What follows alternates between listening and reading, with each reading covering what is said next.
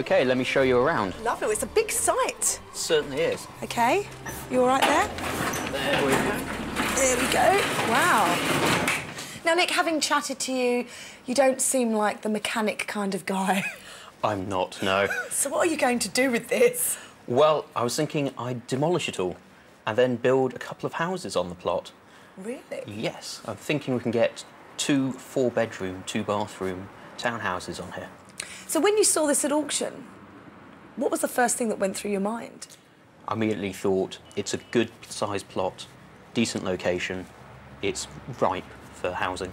So I want to know, how much research have you actually done with the whole knocking this site down and being able to develop it?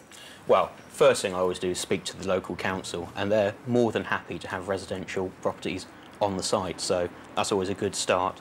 Then I sort of look around, find out house prices in the area and see what the market is and think, can I actually build something for the right price?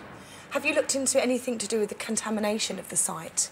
Well, as the site is all concreted over and there hasn't really been any major heavy industry here, I suspect there's not going to be a contamination issue because, of course, we'll be lifting the concrete up when we start building anyway and taking that away, so there shouldn't be an issue. Nick seems quite confident that he will be able to get the planning permission he needs to build on this site. Once they're built, how much does he hope to get for his 2 4-bedroom townhouses? Well, we're probably looking at around 200,000 each. So that would be the most expensive house in the street? Yes, certainly, but it will also be the best.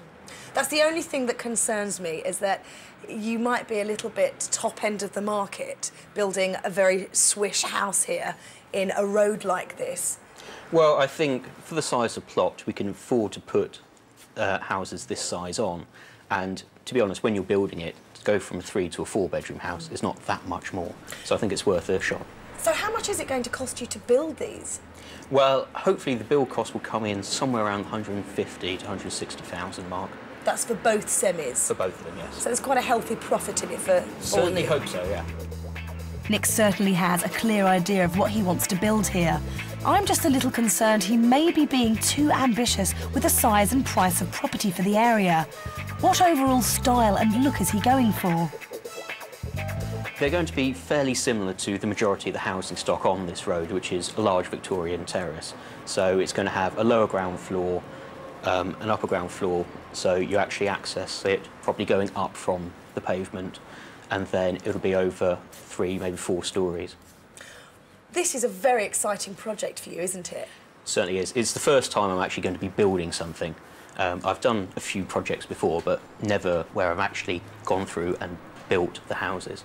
So have you looked at demolition costs and things like that? Because all of that can seriously eat into your budget.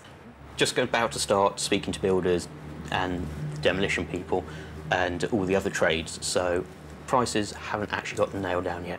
And how long do you think it will take you to have the semis here on your site? From planning permission being granted, I think 4 to 6 months. OK. Nick, what if you don't get planning permission? What if for some reason you don't get planning permission here? Have you had any thoughts? Well, if the worst came to the worst, we'd probably have to put it back up for auction because we're not going to start running a car workshop here. So Nick has got big plans for this former garage. He paid £100,000 at auction for the property and estimates the build cost for the 2 houses to be around £160,000. I only hope he gets the planning permission he wants from the council. I can't wait to see how he gets on when we come back later on in the programme. Good luck with it all. Thanks very much. Thank you.